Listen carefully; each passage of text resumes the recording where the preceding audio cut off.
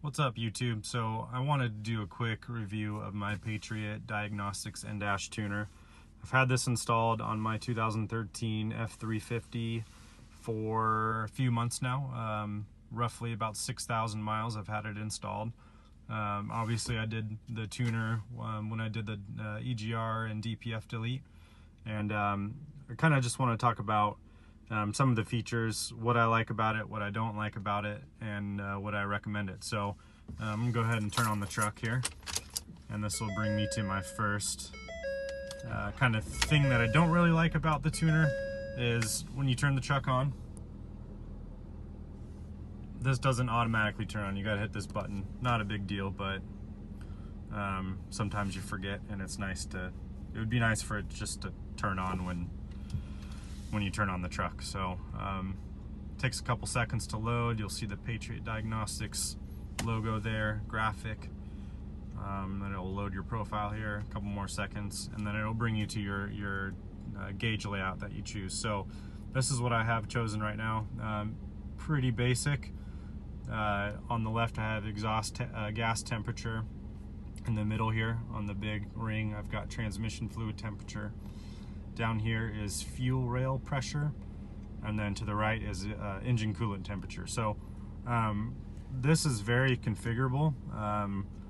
You've got, not only do you have this gauge layout, but if you use the scroll arrows here, you can have layout or readouts like this. This one has like a graph. I don't know what that, it's kind of cool, but I prefer this. But you've got this one, you've got another one with just 4 squares, just giving you the readouts, and then this one has 9 squares, and you can put whatever you want on any of these, and I'll show you how to do that in a second. I think this will go back to the default. So if I wanted to change, for example, like my transmission fluid temperature, all you have to do is click with your finger on there, and then under signal, if you click on this box, you can choose basically, I mean, I don't know how many there are. There's probably 100 different things that you can choose from. Most of them you probably won't use. Most of them aren't very useful, but they're there if you're curious. So a couple of them that you can see here: charge air cooler temperature, bank 1 sensor 1, bank 1 sensor 2, bank 2 sensor 1, bank 2 sensor 2.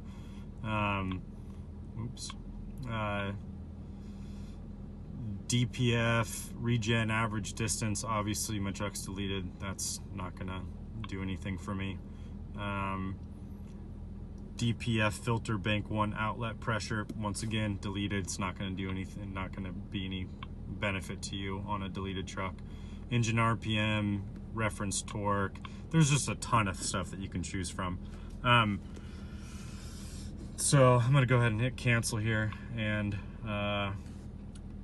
so once you selected your signal that you want to be displayed, you've got a couple options here. You've got the low limit, the high limit, the low warning, and the high warning. So transmission fluid temperature typically runs about 200 degrees when you're at operating temperature.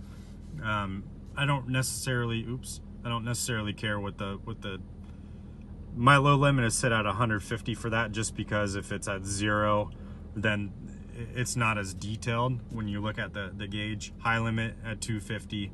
Actually have the warning off right now, but if it were to, if the temperature were to meet or exceed 220 degrees,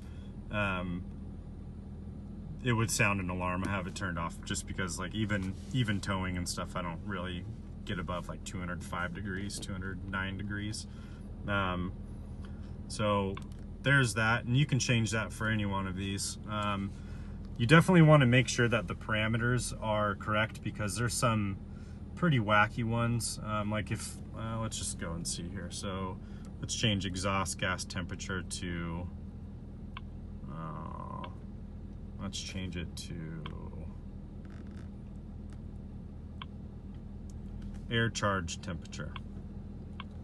Oops. So if you hit save, it will give you like a low limit of -40 and a high limit of 419. So I don't know what the low and high parameters should be on that, but -40, like it'll give you just some weird numbers in here for whatever reason. I'm gonna go ahead and cancel because I don't want to change that.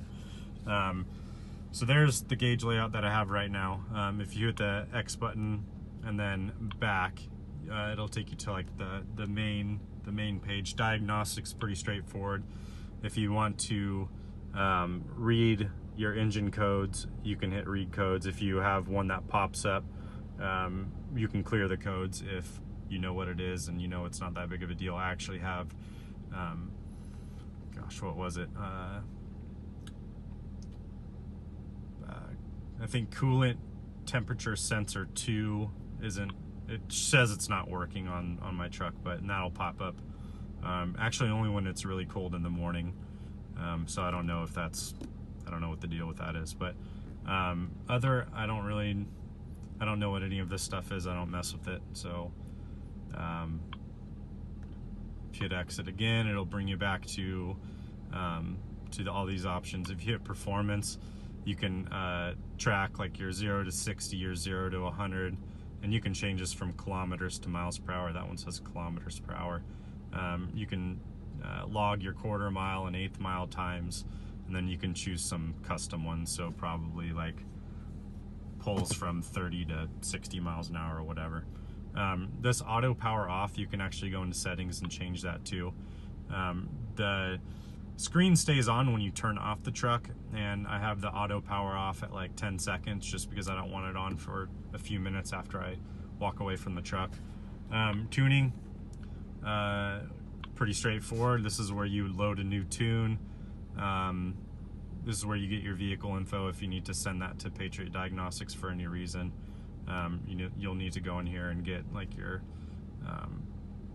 obviously the VIN number and whatever else they're asking for. Load stock, I believe that's just to load the stock tune. Logging, this would probably be if you have any issues with the tune, you can log all the different data and stuff and then send it to Patriot, and they can dig through it and try to figure out what your issue is, I believe. I haven't had to do that. And then setup, this is, you can change the sounds, the display is kind of cool. You can change the theme, so if you want to do like, if you're into, I don't know, flames or something, I think this one's a flame. No, it's kind of different, so you see it changes the layout a little bit. And actually you get different options too. Oh yeah, flames, there you go. When you change that, I think you have to go in and reset all of this stuff too. So it'll give you a little bit different layout if that's what you like. I usually just use the default theme, and if I go back to the default, I think it has everything saved already. I don't think I have to redo anything. Yeah, everything's the same, so as it was. Yeah, that's pretty much it. So the only gripe that I have with this is, oh, that's just the power off button. So if you're driving at night and you don't want the screen illuminated, then you hit that. Actually under display, you can do the brightness too, and it will auto dim and auto brighten as it senses the sunlight. Oh, startup screen, what is this? Oh, so upon startup, you can choose whether you want it to go to the main menu, setup, signal scan, playback. I think that's performance, diagnostics, or gauges. I have it set up for gauges. Obviously, that's what most people are going to use this for. Calibrate, I think that's just screen calibration. Let's see. Anyways, yeah, my only gripe with it is it doesn't start up when you start the truck up. Other than that, it's really useful. I really don't have any issues with that at all. The tunes by Patriot are great. I've got, I think I'm running the 120 horsepower tune right now. Doesn't smoke like a ton. I mean, if you're at low speed and you kind of give it maybe a third to a half throttle, and actually probably half to 2/3 throttle, it'll give you a little bit of smoke if you're low in the RPMs. But other than that, I mean, it doesn't smoke a ton. They actually just came out with an update for this too. So the newest software, you can actually do on-screen tuning, and I believe you can set the tuner up to like as far as for like the transmission, like different shift points, different shift patterns. I don't know. I'm gonna download that here probably this week and test it out for, I don't know, probably about a month, and then do an update video, let you guys know what's different about it. But as of right now, this let's see what maybe I go to about. This is on firmware 2.3.9-202. I'm not sure if that's the software version. It might not be, but anyways, it's a great tuner. I would definitely recommend it. I actually got a really good deal on this. I bought it on Craigslist for a couple $100. The guy had it on a Super Duty previously, got rid of the truck, kept the tuner, didn't have anything to do with it, so I picked the tuner itself up for $200. Normally they're like $1,500. I've seen them as low as $1,300, but after I paid the $200, well, first I called Patriot and asked, like, hey, this guy's got this killer deal on this nDash tuner. Is there any issues with me using it on my truck, even though he's already used it on his truck? And they said, no, you just have to pay a $400 relicensing fee, and then we'll send you the tunes and stuff for your truck. So bought it for $200, paid Patriot the $400 for the relicensing fee. They sent me the files, downloaded it to the memory card, and works great. So I got a killer deal, less than half off, brand new. But I was gonna do the H&S Minimax, but apparently they're out of business now. And I think I was reading online that some people were having issues with their tunes.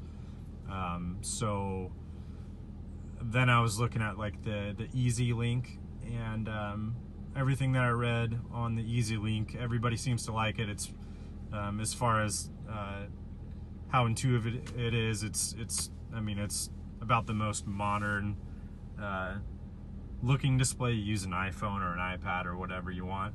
But I don't believe that they do transmission tuning at all. So the Patriot nDash tuner, they actually have transmission tunes. So and like I said, on the new updated software, you can change the shift points and where your torque converter locks up, and it will have different settings for, like, if you have a no limit stage 2 intake with the big 5-inch inlet. Instead of having to ask your tuner for a specific tune for that, it actually has it already built in there, and it has different tunes for different transmissions, whether you have a Suncoast transmission or whatever. So I look forward to downloading that, testing it out, and then giving you guys an update. So would I recommend this? Absolutely. Even at $1,500, I would definitely recommend it. I think it's worth every penny. It's been great so far, no issues. And actually the guys at Patriot Diagnostics are really quick to answer any questions, whether you call them and leave a voicemail, send them an email, or shoot them a message on Facebook. They usually reply within, in some cases, within minutes. I think I've had to wait like up to maybe 30 minutes for a reply back via email, but I mean, that's not that big of a deal at all. And they respond to those emails and respond to those Facebook messages, even when they're even outside of their normal working hours. So I think I send them a message on a Sunday afternoon, asking a question, and bam, response right then and there. So really awesome, and I highly recommend it. So if you have any questions at all, leave them in the comments below. I'll do my best to answer your questions the best I can. All right, thanks guys. See you.